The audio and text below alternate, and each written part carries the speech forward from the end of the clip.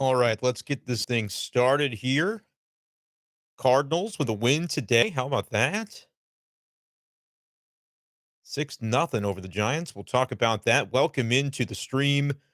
You know the drill. If you don't know the drill, here's the drill. When you get in here, give it a like. Yes, already the first person liked the stream before I even had to ask. Now we're cooking with gas, baby. Give the stream a quick like. I'll wait a couple of minutes. Throw a comment out there because you know I'm going to see it right now. It's just the beginning of this thing. And let me know who's here, who's with us today.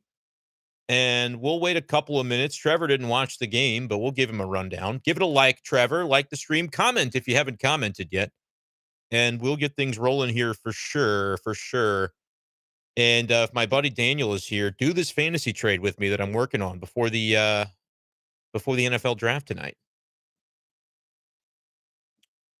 He thinks I like Rashad White better than Dameon Pierce. I don't know if that's true. Yes, Caleb is in the house. How about Andrew Kisner? Yeah, he's caught a lot of flack this year, but he had a huge play today. That is potentially a season-changing play. Tim is here for the first time live. Welcome in, Tim. Appreciate you being here. Make sure you are subscribed on YouTube, and you'll never miss when we go live. I'm curious what it'll look like tonight. A lot of people probably still at work, that sort of thing. So if the stream doesn't pop off like usual, won't hurt my feelings. But we got to talk about that game because that was a big win for the Cardinals. May not get too far ahead of ourselves, knowing that, well, they've done this before, right? They've won the final game of a series before, and it doesn't always turn into wonderful things for them thereafter. But this feels like another opportunity now for the Cardinals to potentially change the tide on their season. So we'll see. All right, give me a like. What's up, Tito? Glad you're here, man. Like the stream, subscribe, and then I'm just going to get started because, like I said, people are going to file in as time goes, or they're not, and that sort of thing, and that's okay. Part of me is surprised always when it's 11 p.m. or 11:30 p.m. and we're getting all the action we're getting on the stream, but maybe that kind of makes sense if you think about it because where else is anybody going to be but at home, in bed, whatever, hanging out, and so maybe that's part of it. Let me know, though, if you're seeing me and hearing me, because that might be a factor here as well. I have had some issues with Spectrum. If it goes down, if we go down, I'll go down with the ship. But then I'm gonna turn it back on. We're gonna try it from my phone at that point with the 5G because that worked out pretty well this afternoon on the Twitter Spaces. I don't know if y'all were over there. I would love to be able to do like a daily kind of midday show, but I don't know if Twitter Spaces is where I'd want to put it or YouTube. Let me know what you think about that, guys, because that could be interesting. I'm going to put live on YouTube on my Facebook. I don't talk about Facebook a lot, but I do have a Facebook professional page, Brenden Schaefer, KMOV Cardinals writer. Give that a follow too, if you could. It's all these platforms, man. You got to try to do it all. Um, Talking about the Cardinals win. I can't type and say different things at the same time. So I'm throwing that on Facebook, and then we're going to get started. And all right, got a few people in here. Welcome, welcome, welcome. I'm going to do this right now. Make sure I'm going on Audacity because I will put this up on the B Shape Daily podcast feed on Spotify and Apple Podcasts. So make sure you are along the ride with me over there as well for audio only versions of the podcast. But with that being said, we're going to kick it off right now. Get your Cardinals questions in. I'll talk a little bit off the top, and then I'll check out the comments section and see what we're working with today. Beginning in 3, 2, 1. What's going on, everyone, and welcome into this edition of B Shape Daily Live. As today we get to break down a Cardinals win. How about that? 6-0 over the Giants on Thursday in San Francisco as John Mozeliak and the rest of the Cardinals front office sits behind the scenes trying to figure out how they can convince this team that every game they play is the final game of a series or a getaway day, because lately those are the only games they've been winning. But a win is what they needed today, and they found a way to get it 6-0 behind a great performance from Miles Mikolas and some clutch hitting when this game went along. The first 6 innings of the game, no runs were scored.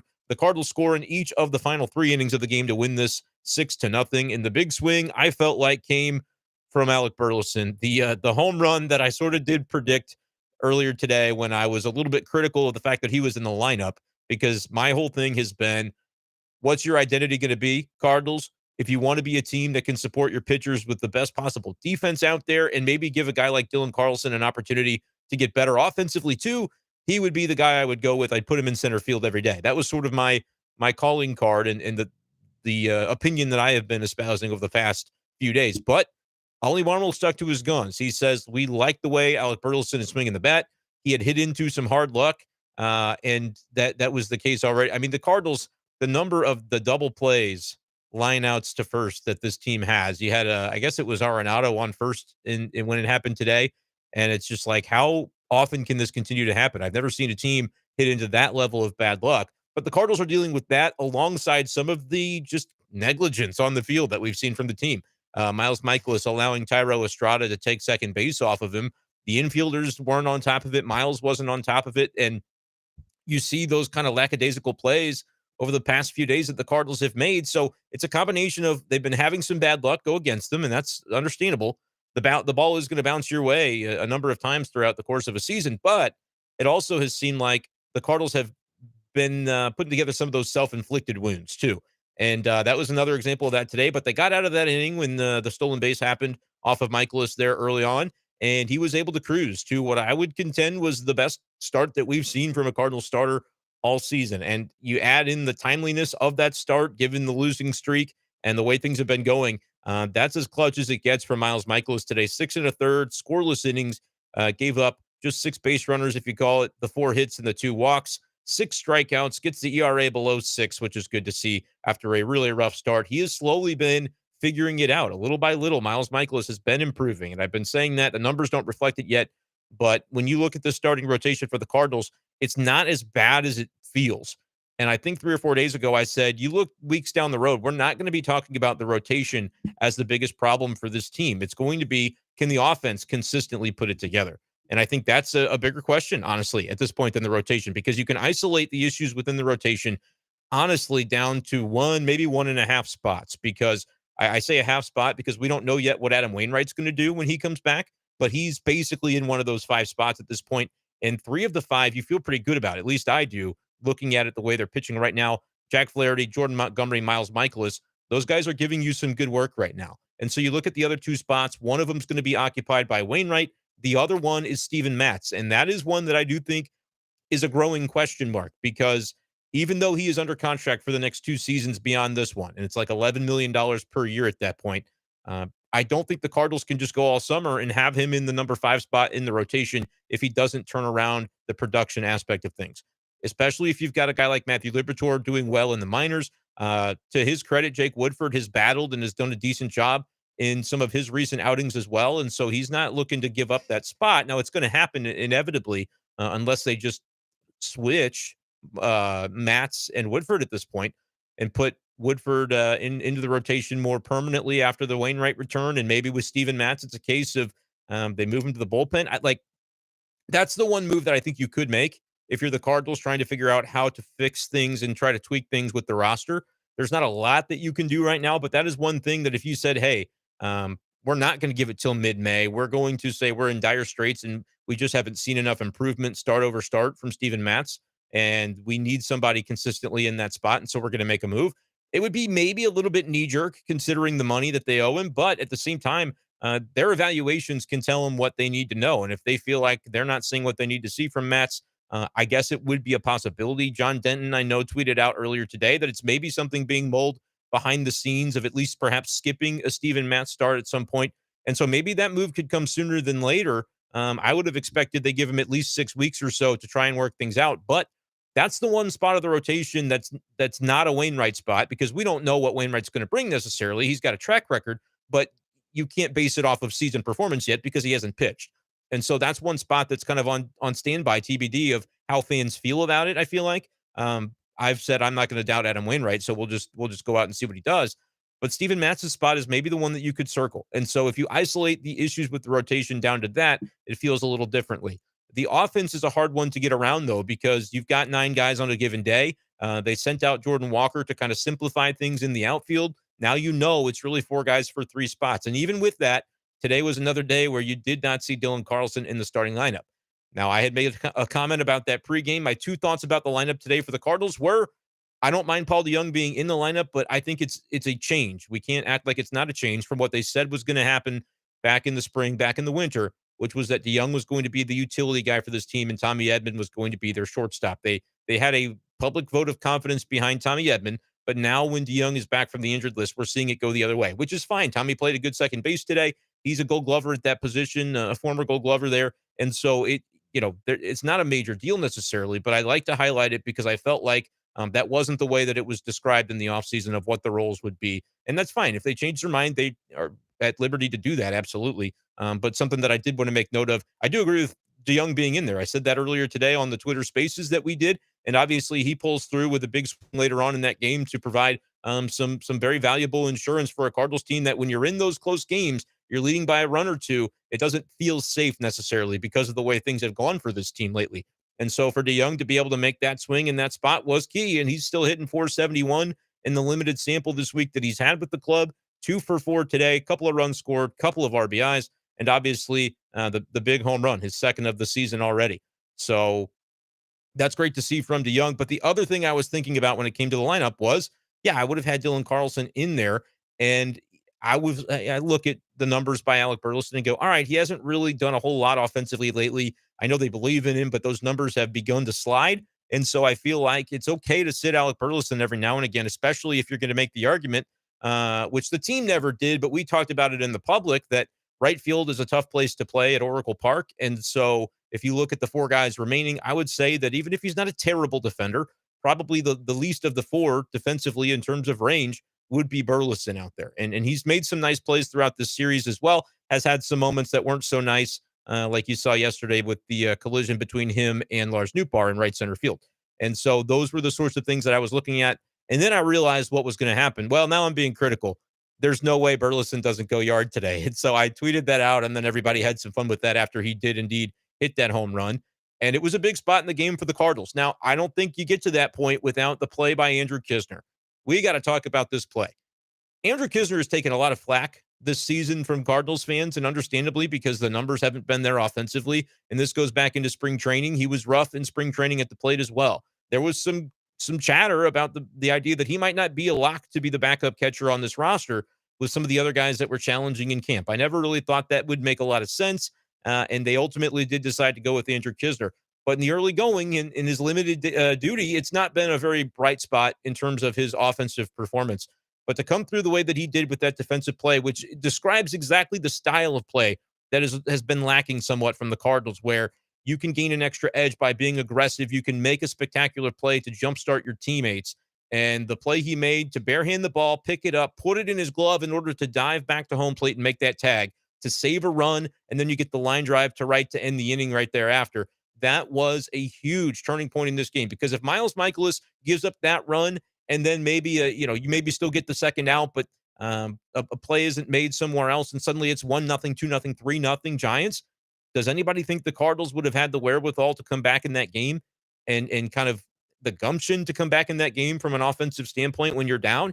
I'm not saying it wouldn't have unfolded. We don't know the butterfly effect of it all, but that felt like a momentum moment for the Cardinals. They didn't immediately capitalize on it by scoring, but in the 7th inning, they were able to do so. And that was huge. I don't think the game unfolds the same way without that play by Andrew Kisner. And so that was something I wanted to make sure to highlight before we jump right into the comments, which I'm going to do now after I quickly ask for y'all to subscribe to the YouTube channel if you've never done so, and give this stream a like so that we can get the info out to the public there with more prominence. Trevor wants a rundown of the game. Hopefully I've given you some of that. Paul DeYoung, I mentioned with his home run. Just a nice job in the late innings, too, by the Cardinals to be able to add on the way that they did. I thought Genesis Cabrera looked good today. An inning and 2/3. He gets a couple of strikeouts. He scatters base runners. That's kind of what Genesis Cabrera does, and you got to live with that sometimes. But he does buckle down when he needs to more often than not, especially lately. And so the couple of hits and the walk that he gave up, I was okay with all of it. It didn't feel like his outing was getting out of control at any point, at least not to me watching. I don't know how y'all felt, but I felt like that was a pretty stable outing by Genesis, despite the base runners, and his stuff has looked good. That's the main thing. Like, you think about when he was going at his best in past years, he has been a weapon from the left side for the Cardinals, and that's something that could be very useful. You get him and Jordan Hicks back to their peak form, and add that into the Zach Thompsons, and we saw Verhagen again today. It was nice to see him have a pretty stable outing. Gio, Helsley, those guys are going to be there. Suddenly, the bullpen has a different layer of depth to it that I think is really prominent and could be something that the Cardinals can lean on as time goes on, especially when you give the kinds of outings like Miles Michaelis did today. You pitch into the seventh, you're going to make life a little easier on that bullpen day over day. And this was a really nice recipe for the win today for the Cardinals. We mentioned Tim is here for the first time. What's going on, Tim? Tito is in the house. Appreciate that. Uh, Caleb asks, would I keep riding with DeYoung and Tommy as the middle infield? I would. I would. There will come a point where this is just like falling on deaf ears. And so I'm going to let it go eventually. I would have Tommy as my shortstop and DeYoung as my second baseman. But I wondered if part of the reason that Taylor Motter was the guy to come up for Jordan Walker and not Juan Yepez was because they wanted the extra flexibility and coverage in terms of having more middle infielders, having guys at that last line of defense off the bench that could play anywhere. And Motter can technically do that. Yepez could stand anywhere technically, but I don't know that you're going to get a lot of effectiveness defensively from him at the same amount of positions as Motter. I felt like it would be beneficial to have that extra bat, the thump off the bench when it comes to Juan Yepez, and the Cardinals have viewed that differently. And I wonder if part of it is like they had said, right, that DeYoung was going to be the utility guy, and it isn't the way that it's played out, which is fine. And if that's going to be what it is, then it is. I wonder how Tommy Edman feels about that, though. This is unfolded on the road trip. Haven't even seen him, right? Haven't gotten the chance to ask about it. And I don't know what he's been asked by the media members that are out there. And so, by the time they come back, it may not even be a factor anymore. But it is one of those things that I wondered with the two errors that he made at second base, he'll never make an excuse for it. But I just thought that was a little bit strange after the way they gave him that public vote of confidence to be the shortstop. That's a lot of ranting, though, to basically say that, yes, I would continue to play these two guys. Like, Brendan Donovan has not been producing offensively quite to the level that we thought he would the first week of the season. And because of that, you just have to kind of ride the hot hand. And when Paul DeYoung is doing what he's doing, certainly against left-handed pitching, you're going to have DeYoung in there. But he's been getting the starts as well against righties. And, in three of his four starts, I think he has been nails offensively and is helping to carry the team with some really good swings. So, yeah, you're going to leave him in the lineup every day. There's no doubt about that. I know Cardinals fans get fed up with Paul DeYoung when things go sour, but you got to admit when he's locked in, Paul DeYoung can be a difference maker. And people didn't like to hear that when we talked about it in the offseason, that like, yeah, the Cardinals are going to give him another chance at this. John Mozeliak even said, you're going to roll your eyes when I say it, but Paul DeYoung, we think he could be different. Ollie Marmol in the offseason said, listen, we know what it's looked like in the past, and we know like the feelings that exist around this player. We have seen some different things from him this winter and the way he's been going about it, that this, for the first time, feels like it could be a different Paul DeYoung for me. In the past, we've said, yeah, we like the changes he's making. He sort of admitted that in the past, that was just kind of idle talk. And this was really the first time they've seen substantial change from him and the way he goes about it and the way he commits to the changes that he wanted to make to his swing. Whether that ends up being happy talk or not, we'll find out over the course of his performance this year. But that was the buzz back going into January, before spring training even began. Had the setback with the back, and so it was very easy to write him off completely. But at this point, like, you're just going to play him if he plays well. If he's hitting, nobody's going to be complaining about that. And so it will be a performance-based situation. Will they have a quicker plug pull on DeYoung than somebody else in the organization that might start struggling? Yeah, his leash might be shorter, and I don't think that's unfair. I think the onus is on him at this point to prove it beyond a shadow of a doubt that he's different, because there have been frustrating stretches for him in the past. But again, it would be great, man. I would love nothing more than to see Cardinals fans really get back into this guy's corner because of the way he performs on the field. Like, he's got to lead that charge and make it happen for himself. But that would be such a huge lift to this Cardinals team, because I have been telling everybody all off season, take a look at Paul DeYoung and count anything he does as a bonus, right? You don't have to count on him to be an everyday player in this lineup. And then if he falters, it's like some big disappointment. You can look at it and say, he's a bench guy that has the opportunity to go grab more.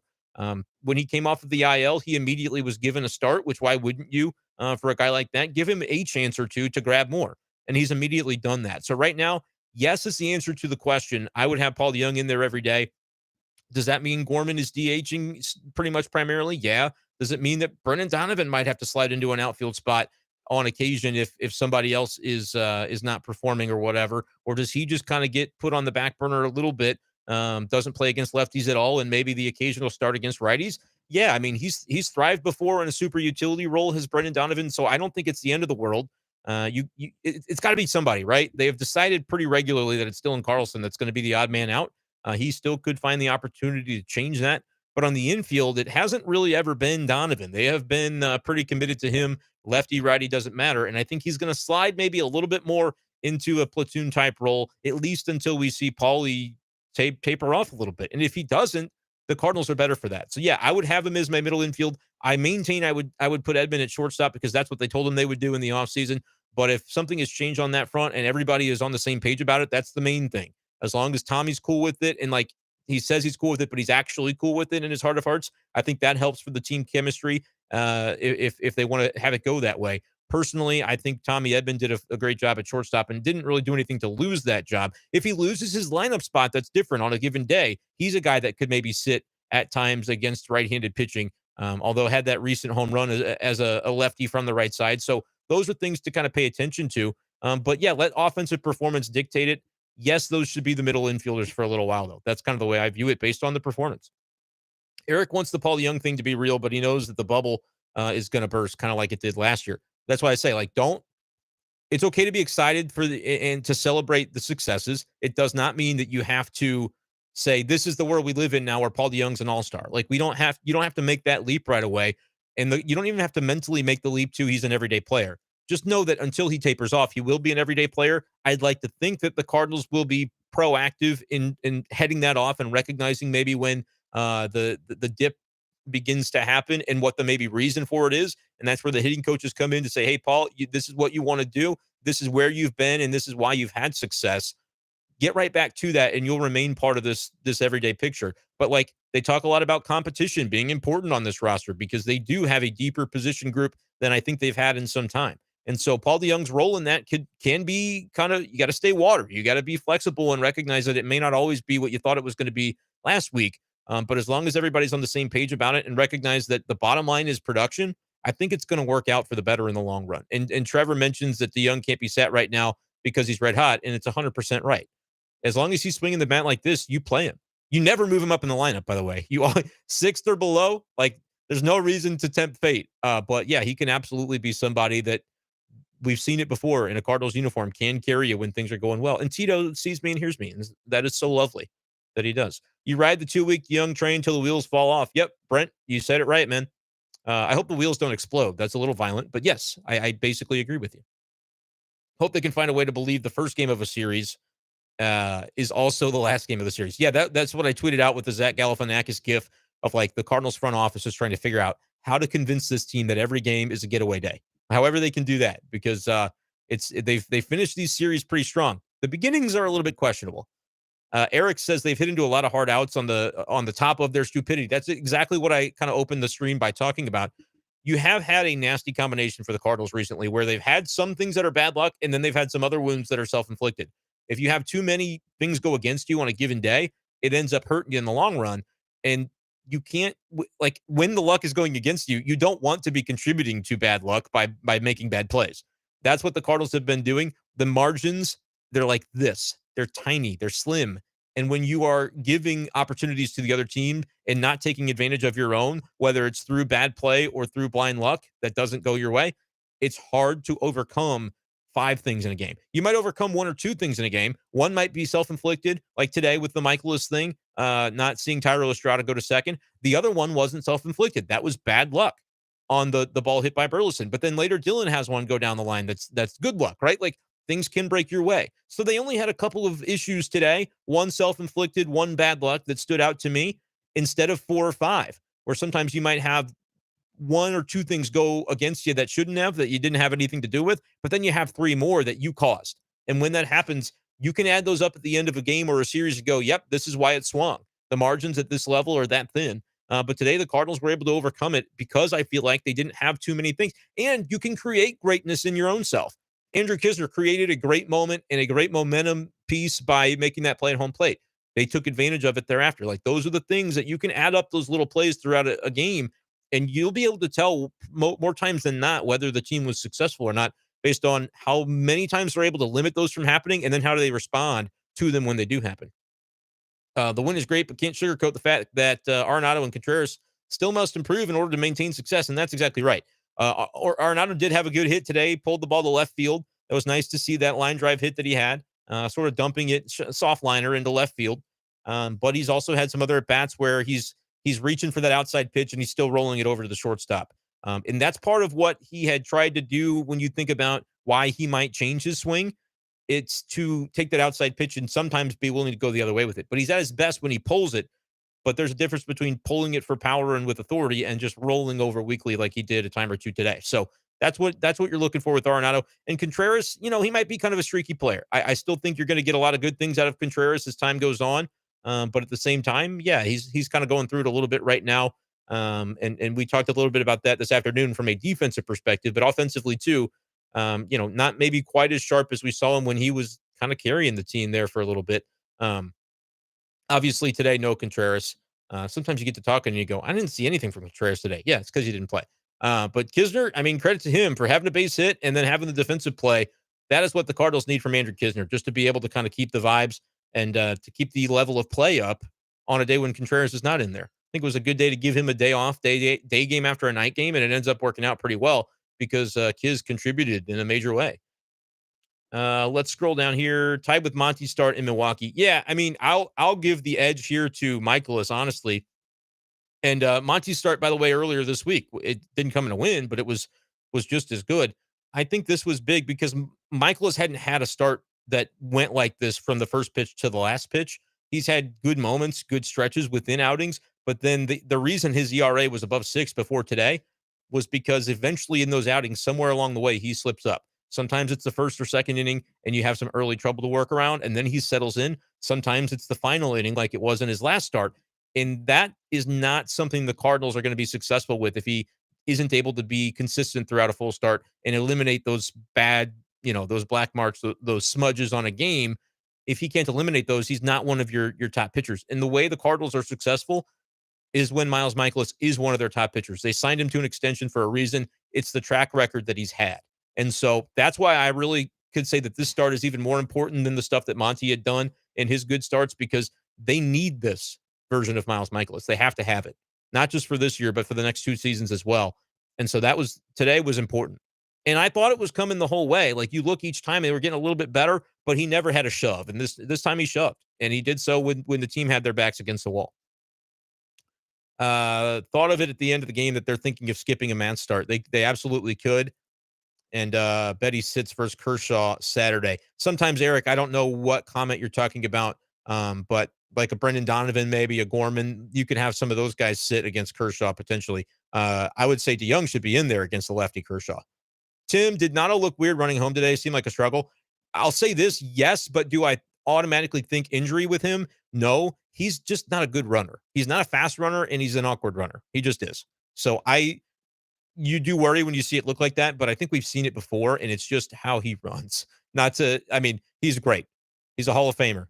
Someday he'll be a Hall of Famer, I believe. He's just not a great runner. And so I don't think that's too big of a deal unless we hear otherwise. They need a home run celebration like some of the other teams. Have some fun out there. I mean, they've had the pepper grinder thing. I honestly think you can chalk up a lot of the strife from the early weeks to the Cardinals internally not knowing how to handle the pepper grinder situation after it went international with Lars Nootbaar and Shohei Ohtani. Like, remember Andrew Kisner had kind of said, well, we're gonna table that for now, and they tried to do the weird salt shaker thing and it didn't work. Like, could the strife of the Selly be what caused them issues? No, probably not. But it's fun to talk about those kinds of things. Like, it was weird. Like, why wouldn't you continue doing it just because Japan co-opted it? Y'all started it. So I hope those days are behind them. They need to do some pepper. I haven't seen it lately, so I don't know what the update on the pepper is. But yeah, anytime you can have more fun, loosen up out there, I think it's a positive. Billy says that DeYoung is on fire. Strike while the iron's hot and deal him. No, that's just not really how it works. You can't. It's not MLB The Show where in April you have a guy that's performing above his head, and then he gets like a stat boost, and so you go, now I trade him.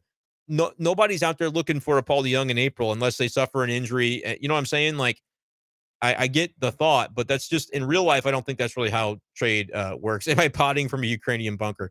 Yeah, I do. This is the first time that anybody's asked about my background. I've got my cat tower over there. We've got a bookshelf right there. I've got a, that's funny. The bunker wouldn't have trees in the background. You wouldn't be able to see that. But I do need to do something about the mattress. Yeah, we've just got like a spare mattress in the basement. That I'll get the background suitable. The more of these I do, eventually we'll see some changes. And then there's the partition over there. I can't point. I'm bad at mirrors. But that's funny. That is funny. Austin, don't be sorry you're late, man. Glad you're here. Not much you can do with Matz, and they won't eat the money in DFA. No, but he could be a reliever. He could be an expensive reliever and try to find his form that way. You could make the case that they should give him one more start. You could also make the case that they've got to be desperate right now, and it would make sense to do something with it. I won't criticize either direction. If they give him another chance, or if they say, nope, we're going to be proactive and skip, or maybe it's just we're going to skip because we've got an off day coming up and we can afford to. We bump everybody else up one with the Wainwright return. We still have Woodford in there, take one more start, however it needs to look. And then they're able to skip him for one start that way. That's probably what they'll do, honestly, because the days will line up to where everybody kind of stays on the same schedule. Wainwright sort of falls into the Matt's spot for one outing, and then the next time through, you go, okay, is it going to be Woodford, or is it going to be Matz, or is it going to be Liberatore? That would buy them more time, and it would also buy time to see how the team looks, to where they could overreact and say, we're screwed, we got to do something right now because we're losing games.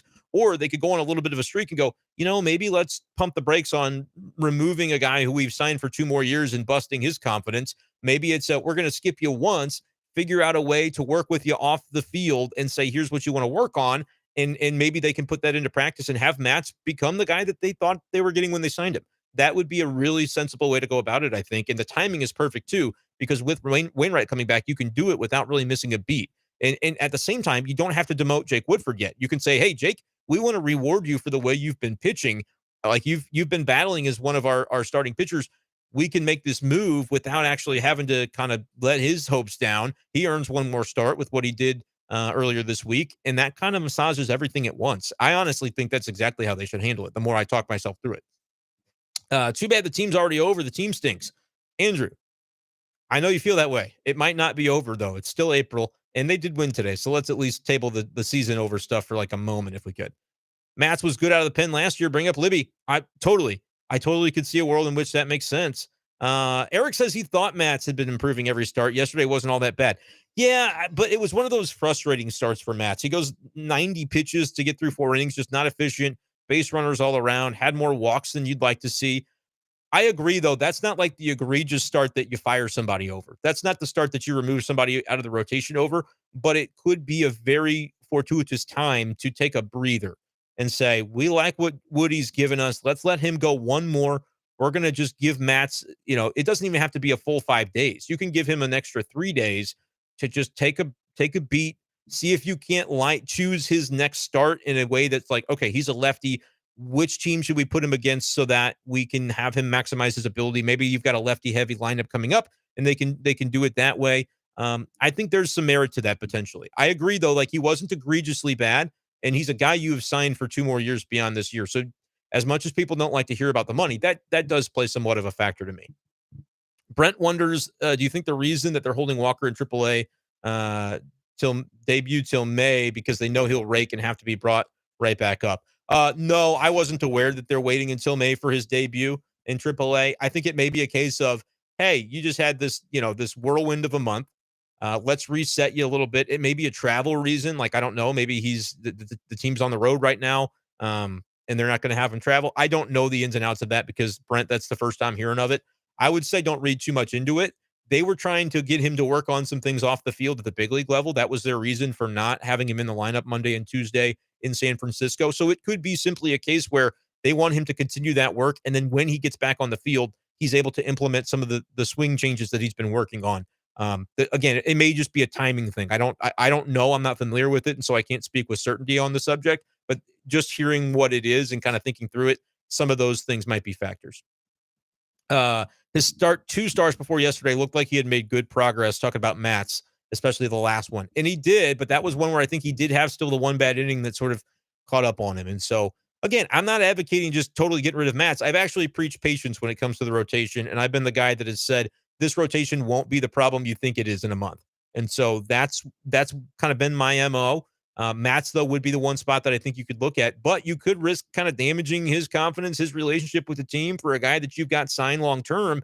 If they were to do something too rash here, like you have to think of the long game in some of these situations. Even though when you're 9-16 and now 10-16, it can be difficult to do. It can be difficult to look beyond the short term and feel like you do have a tomorrow when things are going badly the way that they have. Shohei will be on the bump in STL. What day is that? He pitched today, right? Shohei did. And so Friday, Saturday, Sunday, Monday, Tuesday. I won't be at the game Thursday is why I ask. I hope I get to see him pitch. But he is a 6 days guy in the rotation, so it probably will be Thursday and I'll miss it. That'll be kind of a bummer, but they'll be back. It's fine. He'll be pitching here next year anyway, right? Nah, just playing, just playing. Matz makes roughly what Andrew Miller makes, so the salary is not that big of a deal if he moves to the bullpen. I agree. I agree. I think that shouldn't be an impediment. And it's not something where they couldn't move him back to the rotation next year if things change. But I think it's too early to say, yeah, you're moving to the bullpen. I think it's let's take a breath here. If you want to do anything at all, which they don't have to, they could take a breath, give him an extra few days, and go from there. Talking about Steven Matz. But I agree, 11 million. It's not ideal. It would be an expensive reliever, but no, you don't need a DFA a guy that you're paying regardless. Like that's not. I don't think that's this conversation. How about Luken Baker? Not enough being said about that guy. Yeah, Luken Baker's interesting. He's a guy that, he profiles to do exactly what he's been doing with Memphis. He hits home runs. I was Googling to put up his stat numbers on my screen so that I'd be able to kind of be updated. I know he's had a good season with some homers, but I typed in Luke Baker, and that's like a different person. But here's the thing about Baker. Just turned 26. So when you think of prospects and guys that have been AAA players their entire way, a lot of times the late breakout, it doesn't necessarily come at the big league level. It's not to say that there's any fairness to that, because if I'm Luken Baker, I would make the case that, well, I've just never been given a chance. What would be the reason that, I can't do it at the next level if I've never been given the opportunity to try? You could also look at his numbers and say some changes have clearly been made from last year to when he was a 220 hitter in AAA and he was only OPSing 683 in 2022 with Memphis. But still hit 21 home runs. So the power was there, but that's an inconsistent stat line. However, 8 home runs off the bat this season and 92 plate appearances with an OPS of 1169. He's hitting for average. He's hitting for power. He's drawing a ton of walks. He's got 19 walks to 21 strikeouts. Like, yeah, I need to get down to Memphis and find out what's going on with Luken Baker, because clearly there has been a change made. Now, whether that's going to be sustainable, whether that's something that he's able to parlay into an opportunity in St. Louis, I think, yes, he should. I don't know when he comes up to the 5-year major leaguer and would end up needing to be on the 40-man roster. I think that's after this year. He'd probably be a Rule 5 guy because he was drafted in 2018, it looks like. So that's coming soon. He may be a guy that, depending on where injuries happen or whatever, you could see him later on this summer as like a cup of coffee. Like, remember Kramer Robertson? He got that chance right before he would have been. They saw what they saw. The league didn't decide that they were going to nab Kramer Robertson from you. I mean, they did, and then the Cardinals got him back. But like, he's now still part of the organization. But Luken Baker will come up on that point where another team, if they want to take a shot on him, and the raw power of Luken Baker, especially if he's hitting like this, could be interesting to another organization in the Rule 5 draft. And so I think that time could be coming where he gets his summer cup of coffee just to see. But I wouldn't call him an outfielder. I assume he's a first baseman. But I guess I could be wrong about that. I haven't seen him play. Like, I haven't been watching a lot of Memphis this year, regrettably. But clearly the stats tell you it's been different. Yeah, first baseman, designated hitter. You're not going to stick Luken Baker in the outfield. Think Luke Voigt. That experience, So I think, though, Luken Baker, the bat is certainly making noise right now. Keep doing that for another few weeks, and we'll continue to talk about it for sure. The build reminds him of Muncy. So here's the thing about that. Max Muncy, I'm going to take a moment. Sorry, this is bad radio. But I'm going to take a moment to make sure I've got this right. Max Muncy is 6 foot. Luken Baker is ginormous. He's 6'4" and built that way. So if you stand next to him, you see it. Like, in past spring trainings, you go, holy crap, this guy's a mountain. I can remember when the Arenado trade happened, it was like, Luken Baker deserves to go to the Rockies to hit at Coors Field. Like, that's what he deserves for his best life. Didn't end up happening. They sent Elias Montero, obviously. But that was like, I was rooting for that just because I was rooting for Luken Baker to be the first baseman of the Rockies, just to see what it would look like. But yeah, the Max Muncy build is not quite. This dude towers over Max Muncy, but is kind of stocky like him, hefty boy. But he's clearly getting a lot out of that body this year with the home runs he's hitting. Yeah, NFL linebacker. He's more like a defensive end. I don't know if he's got the speed of a defensive end in the NFL, but like 6'4", 280 is what they list him at. So there's maybe some merit to that. Robert says he saw Walker in the Memphis lineup tonight, so maybe I got some bad information. Yeah, I'm not vetting any of this, guys. I'm trusting that you guys won't bring me bad info, because it's hard to type and do other stuff at the same time. Let's see. I think I've gotten to most of the questions. It's been a little lighter today, which is okay. I think everybody's just probably getting home from work, doing their dinner thing. The late night, I mean, this is helpful for me to know. Like, I like to know when the best opportunity to do a live stream would be that people are able to watch it, able to interact with it. So I mean, this is kind of good to know that we've had a great time here, but maybe not as many people have been able to show up as do at 11 p.m., which is interesting. I wanted to get to the NFL draft tonight though, because I am gonna. The more I've been thinking about it, the more I am probably gonna watch that. So Brent says, I want the team to start hitting and winning games so that you can start mock trading for Shane Bieber. Yes, I guess so.